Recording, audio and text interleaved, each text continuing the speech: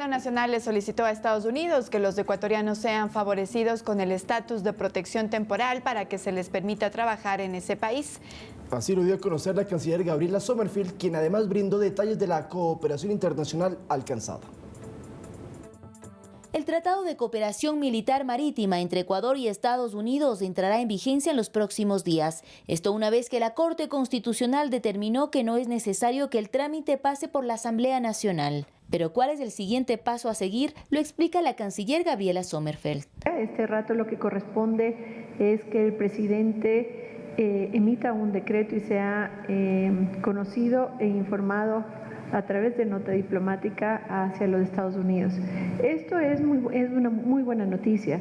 Este acuerdo se suma al Estatuto de las Fuerzas que fueron firmados entre Ecuador y Estados Unidos durante el gobierno del expresidente Guillermo Lasso. Toda la cooperación con Estados Unidos está basada en normas jurídicas internas y absoluto respeto de las normas jurídicas internacionales, por lo que este carácter de temporalidad es el que genera precisamente esa diferencia. Son acuerdos de cooperación para combatir el crimen organizado, el narcotráfico, el terrorismo. Además de estos dos tratados, la Corte Constitucional ya se había pronunciado en 2023 sobre un acuerdo de vigilancia aérea, que tampoco se requiere revisión de la Asamblea, lo que permitirá que de manera temporal, militares y funcionarios estadounidenses puedan colaborar con las Fuerzas Armadas ecuatorianas. Se están dando estas reuniones para mirar los métodos, las metodologías y las asistencias que requerimos como Estado, enmarcadas bajo estos acuerdos. En un conversatorio con medios de comunicación, la canciller también anunció que el gobierno solicitó al Departamento de Seguridad Nacional de Estados Unidos apoyo para que los ecuatorianos irregulares que están en esa nación puedan acogerse al estatus de protección temporal. Para los ecuatorianos que teniendo lugar de residencia, no son residentes de Estados Unidos, lugar de residencia en Estados Unidos y que no están regularizados, pueden obtener una regularización temporal mientras dure esta situación en el país para que puedan acceder a un certificado que les permita trabajar. La canciller también detalló las condiciones de trabajo de las 25.000 plazas de empleo que ofrece Israel, esto como parte del programa de migración circular. ¿En qué consiste? Nuestros jóvenes que además están inscritos en una página que el presidente Noboa abrió durante campaña, pueden acceder a estos empleos para trabajar particularmente en actividades agrícolas. Tienen un salario, $1.800 más o menos, y pueden estar hasta 5 años. Finalmente indicó que los ministros de Relaciones Exteriores y de Ambiente de Iberoamérica se reunirán el próximo 8 de febrero en las Islas Galápagos para tratar asuntos relacionados con el medio ambiente. Olga Velasco, Noticias 7. Y la Policía Nacional pidió de inmediato la destrucción de la droga decomisada en Vinces, provincia de Los Ríos. Además, se exhortó a que sea pública la quema o el encapsulamiento del alcaloide. Las autoridades tienen dos opciones para destruir la droga. La primera es quemarla y la segunda, encapsularla. Un nuevo método en donde el alcaloide se mezcla con el cemento. Sea cual sea la forma, para el comandante general de la policía, César Zapata, es vital hacerlo pronto. Eso ya depende del señor fiscal y del señor juez. Hasta el momento, la información que tengo antes de ingresar a esta rueda de prensa es que esa droga ya va a ser trasladada a un lugar en donde Fuerzas Armadas y Policía Nacional va a dar la protección necesaria e inmediatamente estamos solicitando Fuerzas Armadas y Policía Nacional que se haga la destrucción inmediata de esa droga. La idea es evitar algún tipo de riesgos, incluso en el sitio donde vaya a permanecer hasta ser destruida. Lo más pronto posible. Es un peligro tener esa droga que se la pueden robar, la pueden recuperar los narcos, porque es una droga que vale millones de dólares. Tras la incautación, se hizo un llamado a las autoridades para que la destrucción de la droga sea difundida por los medios de comunicación. Se supone que todos los actos de los funcionarios deben ser públicos ante los medios, en este caso la ciudadanía, para que la ciudadanía tenga conocimiento de cómo se lleva a efecto cada uno de estos procedimientos. Sin embargo, hay juristas que piensan que esto no debe ser público e indican los motivos. Las guerras y todo su entorno tienen que ser bajo secreto. No se pueden publicitar mucho, porque si no, el enemigo va a conocer. El decomiso histórico del alcaloide en Vinces, según la policía, tenía un destino claro.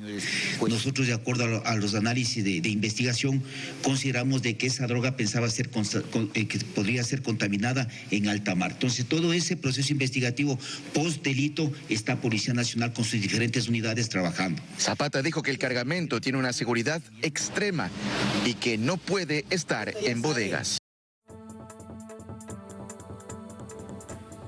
Recordemos que mucho se está hablando de este gran cargamento de droga que estaba almacenado en Vinces, porque durante mucho tiempo las incautaciones que se había logrado eran de 2 a 3 toneladas, máximo 5, pero aquí estamos hablando de casi 22, insistimos, es $1.000 millones, lo que equivale a ese clorhidrato de cocaína y que tenía como destino mercados de Asia, Estados Unidos, Centroamérica y Europa. Pero es tan grande que no puede ser almacenado en ninguna bodega y necesitan la destrucción inmediata, sobre todo para darle un fuerte mensaje también al crimen organizado, Andrea. Así es, pero vamos a actualizar la información porque esta mañana, exactamente a las 5:47 de la mañana, el Ministerio del Interior se ha pronunciado y ya ha dicho que hay una orden. Me voy a poder permitir leer también lo que ha puesto el Ministerio del Interior, lo que ha dicho, y esta es la imagen que se postea en la red social X. Dice, en cumplimiento a la orden judicial y mediante la técnica de encapsulamiento, se procede a la destrucción de 21.5 toneladas de droga decomisadas en Vinces, Los Ríos. Este proceso, pongan mucha atención, tomará 11 horas aproximadamente hasta su culminación, porque ya lo decías tú, Lauta, muy grande es el cargamento, es uno de los mayores que se ha tenido incluso en los últimos años, ni siquiera en los últimos meses, sino en los últimos años de incautación de droga. Lo veíamos incluso los bultos que se encontraron, cientos de militares que ingresaron a esta hacienda en Los Vinces y pudieron encontrar encaletada todos estos bultos de droga. Y lo que vemos ahora en pantalla entonces es el camión que está transportando estas casi 22 toneladas en una locación confidencial, no se la va a difundir. Lo cierto es que es un proceso, Andrea, entonces que va a tomar todo este jueves, porque estamos hablando efectivamente de 11 horas y empezaron hace poco. Una vez que se destruya entonces, van a continuar las investigaciones para determinar a quién le pertenecía este alcaloide. Hay una aprendida, una persona que ya está bajo órdenes de la justicia y que está formulado cargos por tráfico masivo de drogas, pero por cierto, también encontraron armas y recordemos que mediante los proyectos de ley que se han enviado desde el Ejecutivo buscan que todas las pistolas, fusiles y demás armamento decomisado de los delincuentes pase a manos de las Fuerzas Armadas. Ese es un proyecto que también, por cierto, se va a tramitar en la Asamblea Nacional.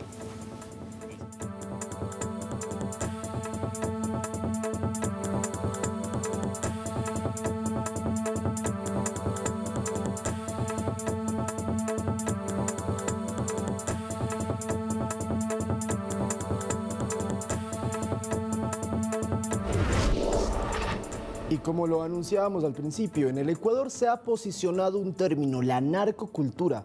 ¿Pero de qué se trata? ¿Cómo combatirla? Lo vamos a ver a continuación. Esta melodía ha sonado con fuerza en los últimos días, al igual que videos musicales con alusión directa a los capos de la mafia. El motivo, hoy en el Ecuador la narcocultura está presente. Símbolos a las formas que las personas vinculadas a las organizaciones de narcotráfico utilizan para hacer una demostración de su poder, para hacer una expresión de su posición. No es exactamente una apología al delito, sino propaganda de las estructuras criminales. Una glorificación del enriquecimiento, de la vivencia de los lujos, de la conquista de territorios, de poblaciones. Es un desenvolvimiento sociológico. Esta corriente se inició en México y se propagó por el continente. Con el tiempo se ha normalizado en la población incluso ajena a ese mundo, pero que igual la consume en YouTube o TikTok. De hecho, estamos hablando de entre 15 a 25 años del 53% en la juventud.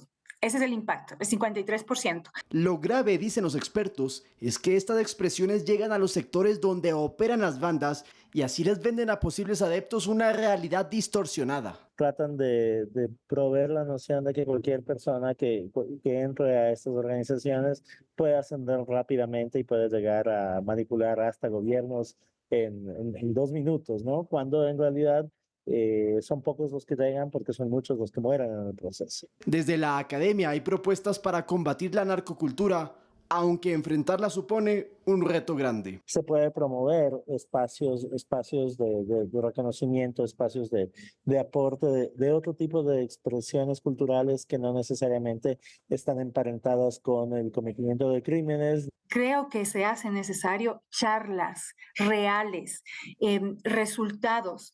Porque esas canciones pegajosas que a propósito no hemos colocado en este reportaje y aquellos murales de líderes criminales tienen por detrás sangre, violencia y dolor de las familias ecuatorianas. Lautaro Andrade Castro, Noticias 7. Hay que quedarnos con una frase que lo dijo uno de los docentes que entrevistamos.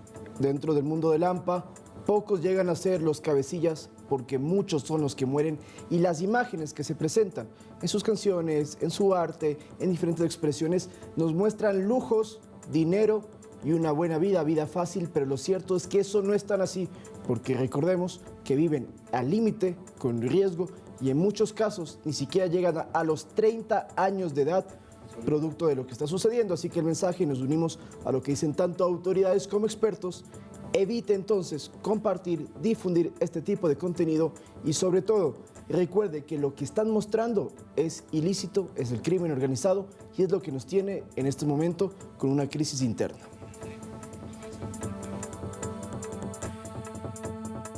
Y las Fuerzas Armadas detectaron túneles bajo los 9 pabellones de la cárcel del Turi en Cuenca. Tras una inspección con equipamiento tecnológico, los georradares encontraron durante el barrido la existencia de estos pasos para comunicar a los distintos pabellones del centro penitenciario. Los túneles tendrían de 4 a 5 metros. Además, en el operativo se retiró la conexión a internet que utilizarían los internos para contactar con el exterior.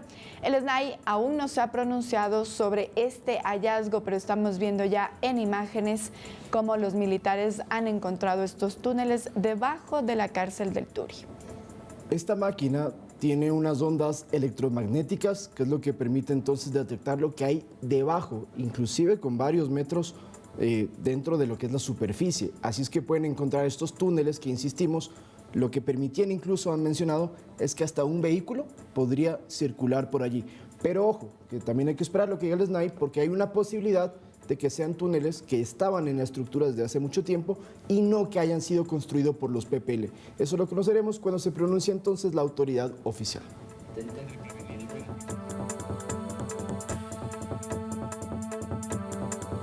Y Policía Nacional capturó a 2 líderes de mediano valor en Guayaquil relacionados con extorsiones y otros delitos en Bastión Popular. Aquí está el cabecilla de una estructura de uno de los grupos de delincuencia organizada que operaban en el distrito de Nueva Prosperina en Guayaquil. Alias Pingüino y su hermano fueron capturados por la Policía Nacional. Estas 2 personas son requeridas por la ley por estos varios delitos que se cometen en el sector. Son las personas que generaban extorsiones y vacunas en el sector. Ambos eran considerados terroristas de valor intermedio y tenían en su poder armas de largo alcance, como es con un fusil de última generación de uso bélico calibre 223, una pistola Glock 9 milímetros, varias sustancias sujetas a fiscalización y un animal exótico. Y en cuanto a las armas y municiones, van a ser periciadas para que ese cotejamiento nos diga en qué asesinatos, en qué homicidios fueron utilizados estas armas. Sin embargo, este no fue el único operativo policial en la zona, porque en Bastión Popular se halló un espacio denominado Santuario para otra organización terrorista.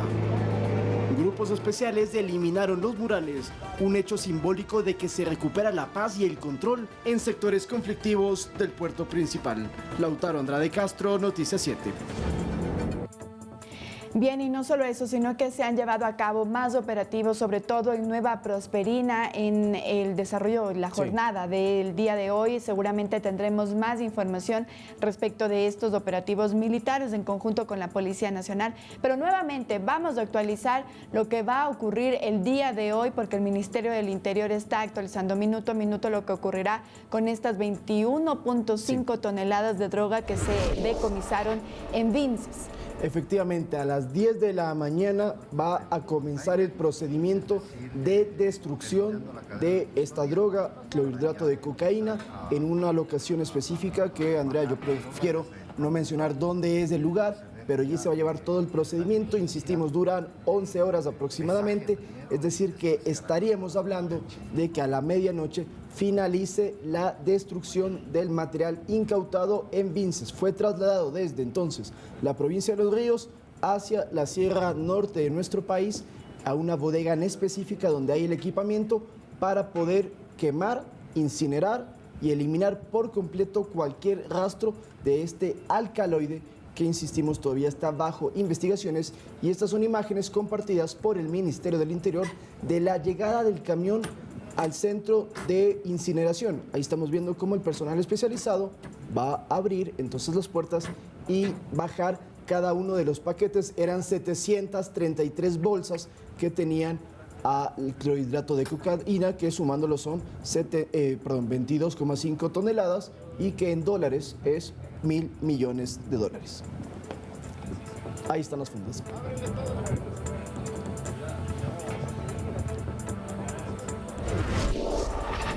Vamos a continuar con información. La Comisión de Desarrollo Económico del Parlamento ya intentó definir el miércoles un informe de consenso para el primer debate del proyecto de ley para financiar el conflicto armado interno mediante el incremento del IVA. Sí hubo consenso el día de ayer en la comisión. Vamos a mirar qué ocurría antes de que hubiese el consenso en la siguiente nota. La presidenta de la Comisión de Desarrollo Económico de la Asamblea, Valentina Centeno, confía en que este órgano parlamentario apruebe en las próximas horas el informe para el primer debate del proyecto de ley para financiar el conflicto interno armado. Como representante del bloque oficialista, puntualizó que ha existido apertura para discutir propuestas como el incremento temporal del IVA o de focalizar los subsidios. Cuestiona las trabas en el trámite de esta iniciativa del Ejecutivo. A mí sí me sorprende que los asambleístas estén oponiéndose al financiamiento de la guerra. Se están oponiendo a salir de esta inseguridad y a poder recuperar nuestro país, que en este momento necesita de recursos para poder financiar la guerra. Centeno negó que puedan presentarse 3 informes, 1 de mayoría y 2 de minoría. Espera llegar a consensos. De parte del gobierno estamos abriéndonos, flexibilizando el debate, a pesar de que eso tiene un costo político, pero porque nosotros sabemos que no estamos en momento de campañas electorales, estamos para sacar al país del hueco y del déficit en el que está, y del crimen y de la violencia en la que está. Espero que si nosotros estamos poniendo de nuestra parte, cediendo, que ellos también puedan ceder con una medida temporal. Posibilidad de llegar a acuerdos que tiene una piedra de choque, la negativa de bloques legislativos de dar paso a un incremento del IVA. Así lo expone el vicepresidente de la Comisión y representante de la Revolución Ciudadana, Blasco Luna, quien insiste en concretar otras vías. El incremento del impuesto a la salida de divisas, que al subir 2 puntos porcentuales permitiría una recaudación alrededor de $600 millones. La necesidad también de gravar con un impuesto a las grandes fortunas sobre el $1,500,000. La necesidad también de que se pueda aplicar un impuesto a los consumos especiales, que también permitiría una mayor recaudación y sobre todo no perjudicaría a la clase media y a la clase popular. Si no existe consenso para que la Comisión de Desarrollo Económico emita un informe para primer debate, el artículo 142 de la Ley Orgánica de la Función Legislativa, en su último inciso, señala que será el Pleno del Parlamento el que debata sobre el texto de la iniciativa enviada por el Ejecutivo. Javier Ceballos, Noticias 7. Les decíamos entonces, esta fue la previa, cómo inició, qué se estaba esperando para la Comisión de Desarrollo Económico, que es liderada por Valentina Centeno, que es integrante del oficialismo de ADN. ¿Qué es lo que ocurrió entonces en la noche? Se aprobó el informe que propuso el oficialismo. ¿Pero qué dice el informe? El informe incluyó lo que ha dicho la presidenta de la comisión, se incluyeron 8 propuestas de 10 que presentaron otras bancadas. Entonces, ¿cómo quedó este primer informe?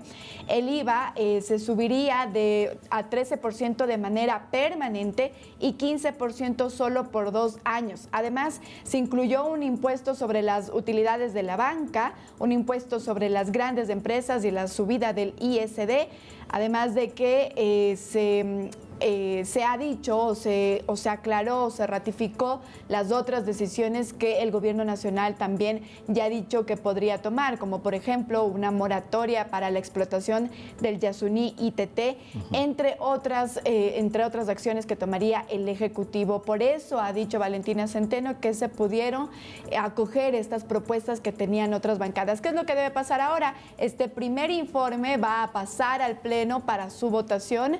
Nuevamente se van a hacer algunas correcciones respecto de lo que se diga en el Pleno, vuelve a la Comisión de Desarrollo Económico, se realiza o se elabora un segundo informe y finalmente se vota en el Pleno. Los 3 puntos de incremento del IVA en dólares equivale a 1.300 millones al año, que es entonces lo que tendríamos hasta el 2026 según la propuesta. Pero también, atención, porque esos 1.300, 1.100 irían directamente a las Fuerzas Armadas, a la policía, para mejorar su equipamiento, para cubrir los gastos de enfrentarse al crimen organizado, y lo restante, lo que se busca es que sea destinado a proyectos de índole social y educativos principalmente, porque también son áreas afectadas colateralmente de lo que está pasando en nuestro país. Así es, y la votación del día de ayer también puede dejarnos de entrever qué podría ocurrir para el debate en primer informe y también para el debate del segundo informe. Ayer se aprobó esta propuesta con 5 de 9 votos. Los 4 votos restantes, es decir, los que rechazaron la propuesta, fueron el Partido Social Cristiano, la Revolución Ciudadana y el Movimiento Pachacutic, que han dicho entonces que ellos aún no están de acuerdo con esta propuesta y que, bueno, vamos a ver cómo reaccionan dentro del Pleno también. Y estamos contra el tiempo. Recordemos que este es un proyecto de ley de materia económica urgente y que dictamina 30 días de plazo límite máximo para su trámite final. Esto implica que a inicios de febrero, Andrea, entonces tendríamos que tener ya una respuesta, una resolución por parte del legislativo. Así es, pero también es importante decir que ayer en la Comisión de Desarrollo Económico no solo que se aprobó este informe de mayoría con los 5 votos de 9 integrantes, sino que también se aprobaron 2 informes de minoría, uno propuesto por el Partido Social Cristiano y el otro propuesto por la Revolución Ciudadana, que también serán parte del debate, del primer debate que se tendrá en el Pleno del Legislativo.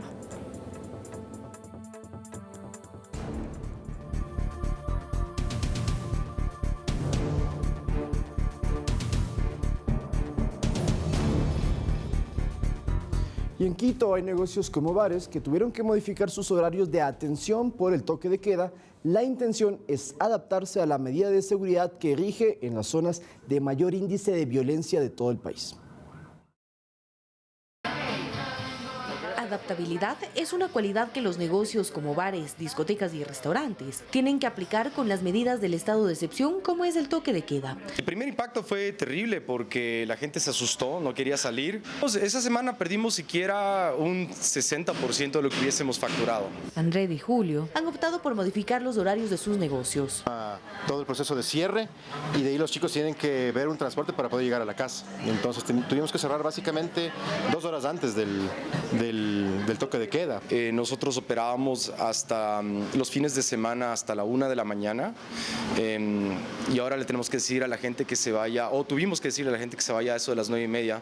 Algo que los usuarios apoyan. Debemos adaptarnos, ¿no? Es una realidad diferente que está viviendo el país y bueno, mientras pasemos esta etapa creo que todos debemos apoyar también, ¿no? Creo que debemos adaptarnos, es cuestión de eso. Actualmente, el toque de queda en el país permitirá la libertad de tránsito según un escalafón de 3 niveles, que enmarca a los 221 cantones del Ecuador según su nivel de inseguridad. En cada uno habrá un horario en específico para restringir la movilidad. En el alto, de 24 horas a 5 de la mañana. En el medio, de 2 de la mañana a 5 de la mañana. Y en el bajo, sin toque de queda. Según la Cámara de Comercio de Quito, los bares y discotecas legales de la capital cerraron casi en un 100% en las noches de los primeros 10 días del toque de queda. Manuela Bedón, Noticias 7. Y el presidente Daniel Noboa se encuentra en España, donde el día de ayer intervino en la inauguración de la Feria Internacional de Turismo FITUR 2024. Un resumen a continuación. El jefe de Estado se encuentra en España, en Madrid, donde forma parte del desarrollo de la Feria Internacional de Turismo FITUR 2024. Son más de 50 emprendedores y empresarios que nos están acompañando en FITUR. Esta es una gran ventana y la mejor oportunidad que tiene nuestro país para poder promocionar lo que el Ecuador verdaderamente es. Como parte de sus actividades en este encuentro mundial, el presidente Daniel Noboa recibió a los reyes de España y juntos recorrieron el stand de Ecuador. Más tarde intervino en la ceremonia de inauguración del encuentro turístico. El turismo es progreso. El turismo le da la opción a muchos de estos jóvenes, que hoy en día son la mayoría del país, a tener una actividad, a tener un emprendimiento, a tener oportunidades de salir adelante y al mismo tiempo demostrarle al mundo y darle a conocer al mundo su amado país. El resultado final va a ser no solo la paz, sino el empleo de estos jóvenes. Va a ser el desarrollo turístico, va a ser el desarrollo industrial, el desarrollo social. Un pueblo que tiene la esperanza, migrantes que tienen la esperanza de que su país está cambiando y que su país va a estar mejor. Como complemento a estas actividades, el jefe de Estado mantuvo varias reuniones con representantes de empresas privadas para captar posibles inversiones en el país. Según la Secretaría de Comunicación de la Presidencia, Daniel Noboa sostendrá una audiencia privada con el rey de España, Felipe de Borbón. Tendrá un encuentro con el presidente del gobierno español, Pedro Sánchez, y una reunión con Sergio Díaz Granados, quien es el presidente ejecutivo del Banco de Desarrollo de América Latina. La Feria Internacional de Turismo acoge a 152 países con más de 9,000 empresas vinculadas a este sector. El stand de Ecuador expone la variedad gastronómica y cultural de nuestro país, con el objetivo de incrementar en un 10% el arribo de turistas, especialmente españoles y europeos, a nuestro territorio. Javier Ceballos, Noticias 7. Y es importante entonces también enfatizar que fuera del tema turístico hubo reuniones tanto con el presidente español Pedro Sánchez como con el rey Felipe, y ahí estamos viendo justamente el encuentro. Lo que se hizo es explicarles y contarles a ellos dentro de la reunión bilateral la situación que atraviesa el país para también buscar de parte de España que sea un socio estratégico y que contribuyan en la lucha contra el crimen organizado. Dentro de la reunión entonces se exploraron áreas de cooperación mutua y lo que se buscó es fortalecer los lazos diplomáticos para, insistimos, que haya cooperación española, sobre todo en temas de seguridad, que es algo que se está buscando no solamente con esa nación, sino con otras, inclusive de América del Norte. Así es, y no solo eso, sino que también en la tarde se participó en un encuentro organizado por el Banco de Desarrollo de América Latina, CAF, y ONU Turismo, antes llamada OMT. En ese espacio las autoridades, lo informó incluso la SECOM, recibieron la actualización de la guía de inversiones en turismo del país denominada Tourism Doing Business, invirtiendo en Ecuador. Este documento es el resultado del trabajo colaborativo entre ONU Turismo, CAF y el Ministerio de Turismo ecuatoriano y muestra un portafolio inicial de oportunidades de inversión que suman $230 millones en 10 nuevos proyectos enfocados en la industria turística. Así es que también se reunieron con el presidente de la CAF, que está interesado en estos 10 proyectos turísticos.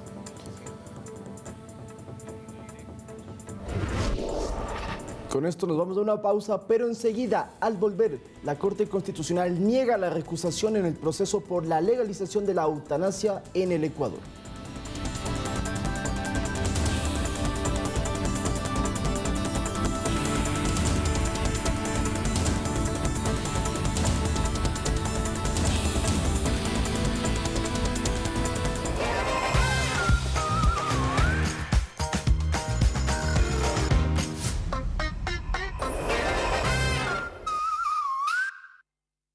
El 60% de los productos de la canasta básica que consumen las familias ecuatorianas provienen de la agricultura familiar campesina. De las manos de los productores a la mesa de tu hogar. Llevamos alimentos frescos y sanos. Apoya a las familias productoras. Consume productos locales para tener familias saludables.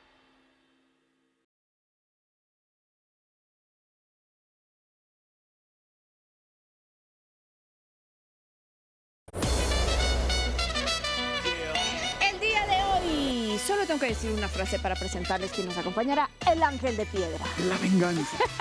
Cristian Darris nos acompaña en La Noche es Virgen. No se lo pierdan a las 22 horas. ¿Por dónde, Cris? Aquí en Ecuador TV. Nos vemos ahí. ¿Prefieres la venganza o el retorno? El retorno, creo que sí.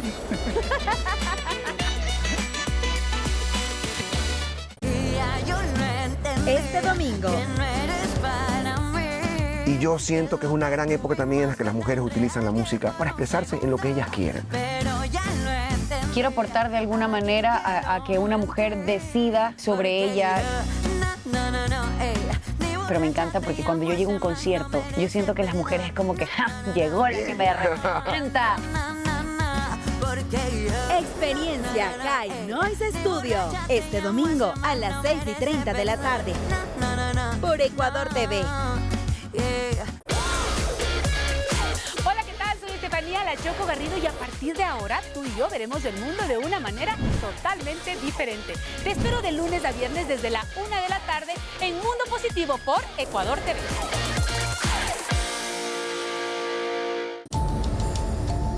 Lo que se va a descubrir es que es una historia de codicia, una historia de avaricia. Descubre las motivaciones de los asesinos seriales. Pues creo que nos encontramos ante el pecado capital de la soberbia. Acompáñanos en un viaje imperdible. Para mí, a mi juicio, el sustantivo es la lujuria. Una nueva serie que revelará en cada entrega los 7 pecados capitales. Los sábados y domingos a las 9 de la noche por Ecuador TV.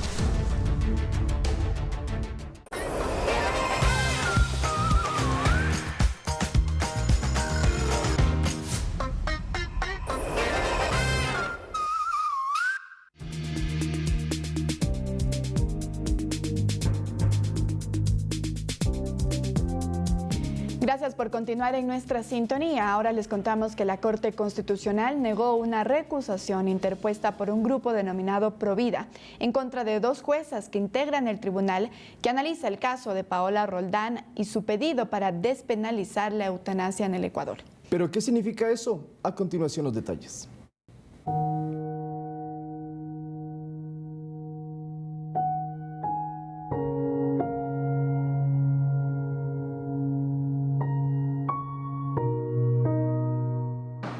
Lo único que merezco es la vida y la muerte con dignidad. Dice que entre más días pasan, peor es el dolor. Paola Roldán, quien sufre desde hace 3 años de esclerosis lateral amiotrófica ELA y vive inmovilizada en una cama y requiere ayuda hasta para los cuidados más elementales, no ha dejado de comunicar lo que es vivir con esta enfermedad. Para calmar su sufrimiento, ha pedido a la Corte Constitucional que se legalice la eutanasia o muerte asistida en el Ecuador, pero esa historia no es nueva. Lo hizo hace 5 meses y hasta ahora espera una respuesta por parte del organismo. Su solicitud ha tomado más del tiempo que ella hubiese querido. ¿Pero por qué? Una de las causas podría haber sido una acción legal que interpuso la organización llamada Dignidad y Derecho, identificada como Provida. Fue específicamente una recusación en contra de 2 juezas del tribunal que debe evaluar la demanda de Paola. Esta organización Provida considera que las 2 juezas han trabajado y serían supuestamente cercanas al abogado y académico Farid Simón, que patrocina a Roldán. Aunque en un comunicado la organización Dignidad y Derecho asegura que la solicitud de recusación no detiene ni demora la tramitación de la causa, Paola ya ha reaccionado y lo hizo a través de su cuenta de X. ¿Grupos Provida? Yo también soy Provida. Provida digna, Provida con sentido, Provida sin exceso de dolor. Aquellos que se adueñan del título Provida y a los que secretamente están detrás fabricando esas artimañas, les invito a que se amarren a su cama 1 semana, no 3 años y medio como a mí me ha tocado, a que dependan de alguien más para absolutamente todo, a que sientan hambre y que tengan terror de comer porque pueden atorarse, a que sus sueños se desvanezcan por completo. a que sus seres queridos no les puedan abrazar y ustedes tampoco a ellos. Qué fácil ha sido para tantos juzgarme y señalarme sin tener idea de lo que vivo diariamente. El mundo está lleno de dueños de la verdad. Lo que necesitamos es más compasión, más empatía y más capacidad de soltar nuestras ideas para amar más al prójimo. Al siguiente que quiera escribirme para juzgarme, para decirme cómo debo vivir mi vida o para moverse tras las sombras para que la Corte no pueda decidir con humanidad, apego al derecho y al laicismo, no lo haga a menos que se haya puesto en mis zapatos por al menos un ratito. Sin embargo, ya no habría impedimento posible para que la Corte decida. Esto lo ha informado Simón. La Corte no aceptó como prueba unas fotografías captadas en una reunión en una universidad en la que las juezas aparecen con el letrado y otras personas, pues considera que un observador razonable no podría objetivamente fundar una sospecha de parcialidad basado en una fotografía oficial de un centro académico. ¿Y sobre el caso? El pasado 20 de noviembre, la Corte Constitucional celebró la primera audiencia, en la que Roldán participó mediante una videoconferencia. Su mensaje fue que ha vivido una vida plena y que lo único que merece es una muerte con dignidad. Andrea Orbe, Noticias 7. Cambiamos de tema y preste mucha atención porque las multas por el mal uso del metro de Quito ya tienen normativa para ser sancionadas. Las infracciones pueden ser leves, graves o muy graves y en la siguiente nota vamos a ver ejemplos de cuáles serían estas infracciones. ¿Sabía usted que las multas por mal uso del metro de Quito van desde los $115 hasta los 460? El Consejo Metropolitano aprobó el valor de las multas por mal uso del metro de Quito, que pueden ser las siguientes. En las infracciones leves están ingerir bebidas y alimentos, realizar actividades artísticas, dar mal uso de ascensores, gradas y escaleras. Una infracción grave puede ser destruir o dañar las instalaciones del metro, rayando, manchando, escribiendo, pegando o despegando carteles, obstaculizar los espacios de desplazamiento. En las muy graves están utilizar vaporizadores o cigarrillos electrónicos, activar los dispositivos de emergencia sin justificación, ejercer actividad económica o de comercio, violencia y o acoso a otros usuarios, acceder a los andenes sin validar o pagar el acceso a la estación respectiva, entre otros. La ciudadanía apoya las sanciones. Yo pienso que está bien, de una manera u otra algo se debe hacer a las personas que hacen vandalismo en el metro, ¿no? Más que todo para cuidar el bien y el patrimonio de la ciudad. Así podemos conservar esta buena obra. Todos deberían colaborar y mantener. Pero ¿cómo se multará a las personas? Tras cometerse la infracción, un agente de la estación llevará hacia la superficie al infractor para que pueda ser multado por el agente de la Agencia Metropolitana de Control, quienes tienen la potestad sancionadora. En el caso de que la persona no tenga su cédula de identidad, los agentes se pondrán en contacto con el registro civil y la persona podrá identificarse con su cédula en fotografía o de manera digital en el teléfono. Tras recibir la sanción, el infractor tiene que realizar el pago o puede cumplir horas de trabajo comunitario. En ese caso, cada hora es equivalente a $10 y el Consejo Metropolitano incluyó una disposición transitoria para que la Empresa Pública Metropolitana del Metro de Quito y la Agencia Metropolitana de Control socialicen el contenido y fomenten la ordenanza en 180 días. Manuela Bedón, Noticias 7.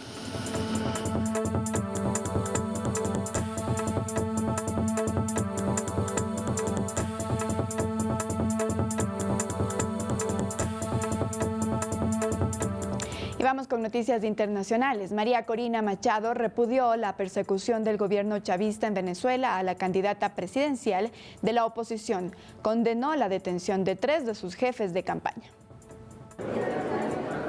El partido 20 Venezuela, liderado por la candidata presidencial opositora María Corina Machado, denunció que 3 de sus jefes de campaña fueron detenidos por la Guardia Nacional Bolivariana. Uno de ellos, Luis Camacaro, fue sacado de su casa a la fuerza. Machado denunció intimidación a su campaña luego que desde su partido fueron vandalizados con grafitis con la consigna Furia Bolivariana. Quiera o no quiera Nicolás Maduro, el pueblo de Venezuela lo vamos a obligar a medirse. Así que le pongan la fecha de una vez a este proceso electoral. Dejen el miedo, pongan la fecha y vamos a medirlo como es. Estados Unidos manifestó su preocupación por las retenciones arbitrarias y pidió respetar el acuerdo. El Departamento de Estado reclamó el cese de hostigamiento político, incluyendo los ataques a las sedes de campaña de la oposición y todos los intentos de ahogar las aspiraciones democráticas del pueblo con intimidaciones. Machado aseguró que Nicolás Maduro tiene terror a las elecciones de este año, en las que el régimen chavista no ha confirmado si busca una segunda reelección. Machado, sobre quien pesa una inhabilitación política, espera que esta sea levantada ante la negociación con el régimen chavista. Insistió en que la plataforma democrática se mantendrá enfocada en las elecciones del segundo semestre del año, tras un acuerdo entre el gobierno y la oposición en una negociación mediada por Noruega. María Mercedes Castro, Noticias 7.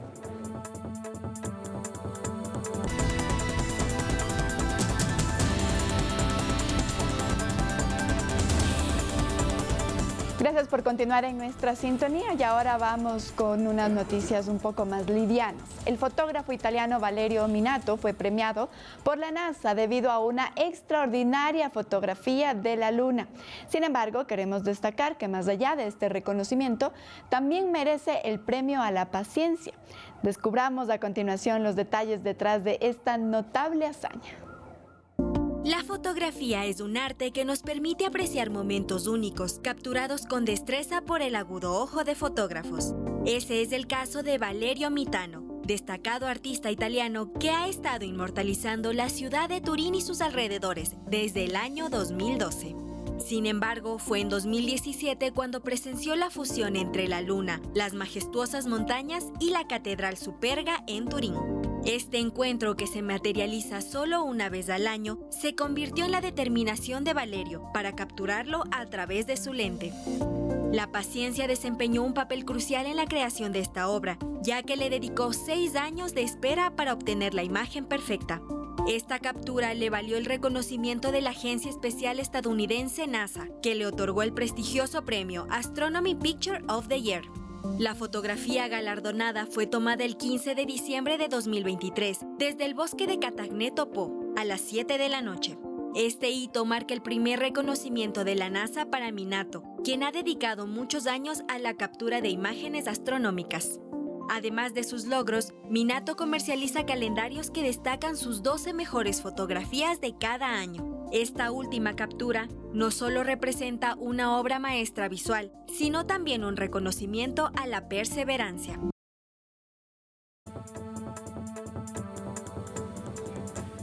Bien, amigos, con esto nosotros nos despedimos, no sin antes decirles que se queden conectados a la programación de Ecuador TV. A las 12:30 tendremos entonces incluso lo que ocurrirá a las 10 de la mañana, que es esta quema de la droga. La destrucción de 22 toneladas de cocaína ya están en el punto para la incineración. Más detalles al mediodía. Y por cierto, también sobre el tema de Cuenca, lo que hablamos de la cárcel del Turi, ha dicho el gobernador de la SUAY que los túneles encontrados por las Fuerzas Armadas eran parte del diseño original de la cárcel y que no habrían sido construidos por los PPL. Más información entonces ampliada a las 12:30. Que tengan buen día.